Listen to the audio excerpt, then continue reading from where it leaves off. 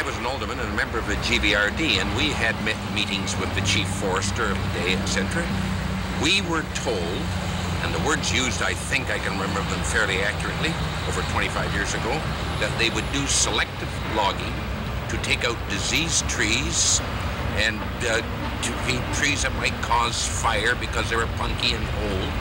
And we approved of that. We thought that sounds like a reasonable way to deal with the timber in the watershed. In other words, it was a pristine timber wilderness, and it was to be kept that way. That was the story given to us. That's what I believe thoroughly, and I believe that they have, in fact, done anything but that since that time. In 1967, the Socred Minister of Forests, Ray Williston, signed an agreement called the Amending Indenture, which in essence turned the Water District Act of 1926 into a tree farm license. The GVWD was then required to file a forestry plan and was given an annual allowable cut. The so-called Amending Indenture is really a new lease to allow GVWD to carry on the business of tree farming, or just like a logging company. First of all, since they were set up in days when they were given very specific limits to their power to act as a corporation, they have no power to hold such a lease. Secondly, that the government that gave it to them, and it's a 999-year lease, has no power to give out tree farm licenses. So neither the body receiving that indenture nor the body giving it out had the probable legal authority to do that. So the legality of that document is deeply in doubt. In 1989, due to a growing concern over logging activities and the associated problems in the watersheds, the GVWD initiated an assessment process aimed at their watershed management policies. Public meetings were held and 4 reports were published. During the public process, some dramatic events occurred. Both in the fall of 1990 and the spring of 1991, unusually heavy rains fell in our watersheds, causing streams to overflow. There were landslides and massive erosion. Residents were shocked to find their tap water running brown with silt. Using data supplied by the GVWD, Dr. Feller compared the number of landslides that occurred over that period. He found that landslides occurred 2 to 3 times more frequently on logged than on forested slopes. Since most of the flatter terrain has already been logged, logging, if allowed to continue, must be done on these steeper slopes which have an increased risk of landslides. In September 1991, a coalition of medical, legal, and public health organizations called the BC Committee for Safe Drinking Water issued a report warning of the declining state of BC's drinking water. In that report, these groups called for a moratorium on logging in the watersheds until an independent review of the situation was carried out.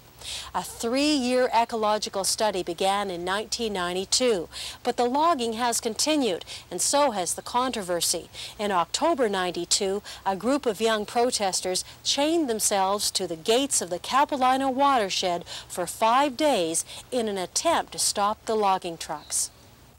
Now, in all fairness, the GVWD has begun to change its logging policies and reduce the amount of forest cut. But observers are still concerned that the old-growth forest will continue to suffer. We asked lawyer Paul Hundle about the future plans of the GVWD. What I have here as an overlay is the area which they say is the reserve lands, the lands that they're not going to touch. They say that they're going to leave 2/3 of the watershed unlogged. Well, when I overlaid the reserve lands over this forest cover map, I discovered that the reserve areas are actually rock and ice, and that the areas they're going to log in here are all the productive forest.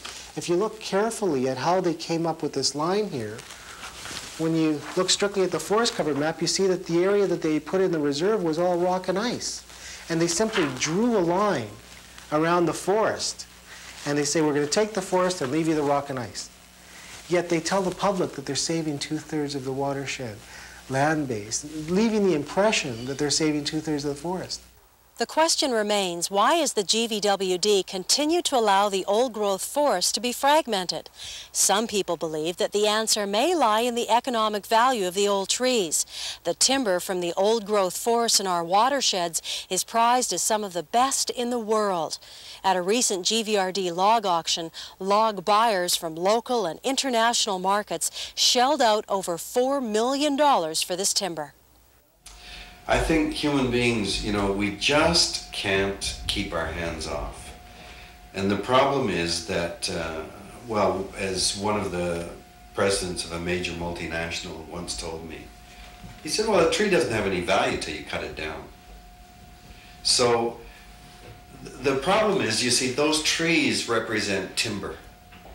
They're not really valued. We don't have any way in our society of giving the value for the services that they render all the time. The services of preventing soil from eroding, of holding moisture, of mitigating the climate through the water that they hold and then release, of filtering the water as it goes in. I mean, none of those services, of being home to wildlife, none of those services that they perform as long as they're standing have any place in our economic system.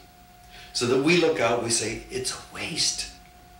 Doctors recommend that we drink an equivalent of 8 glasses of water a day. Water is an essential component in maintaining human life. But what if that very water becomes a costly health hazard? Some people believe that the taste of our water, and perhaps even its quality, is changing for the worse. Sales of bottled water and water filters have enjoyed large increases. Last year alone, the bottled water market in the Lower Mainland was estimated to be over $25 million. The amount of chlorine added to disinfect our water has risen from 0.2 milligrams per liter in the 70s to 5 times that amount, 1 milligram per liter. Last year alone, about 500 tons of chlorine were added to our drinking water. Scientific studies have linked chlorinated drinking water to an increased risk of bladder and rectal cancer in humans. And the alternative choice for disinfection, chloramine, though longer lasting and less harmful to humans, is so lethal to fish that twice when water mains broke in South Surrey and flooded into nearby streams, the fish were wiped out. Clearly, the less disinfectant, the better. Nature got along so well for 3.5 billion years. And now what we're doing is we're hammering it, and then we're stuck with a mess that we have to try to put a little bandage on here and a bandage on there and a bandage on there. Why not leave what we've got here as it's functioned so beautifully and leave it alone? If we go ahead and continue to log along that watershed, it seems to me that we're continuing right straight down the path that has such confidence that we know what we're doing, and we're not learning anything from what you can see with your own eyes right here. So I think that it's really symbolic of what we in Vancouver are going to learn and the future years. The obvious common sense approach is to reduce the source of extra sediment, and if you do that, perhaps we can avoid spending $500 million on water filtration facilities. If we leave it too long, then the damage will be irrevocable, and we'll have to put the filtration facilities in. Perhaps it's time that once again we protect the watersheds as our forebears originally intended and paid for. Let's keep our attention on the beginning of the pipe in the world-class rainforests of the Capilano, Seymour, and Coquitlam watersheds, rather than on the $500 million filtration solution and more disinfection at the end of the pipe. If we don't protect our water, protect it and cherish it, then nobody else will. It's the greatest asset that we have got.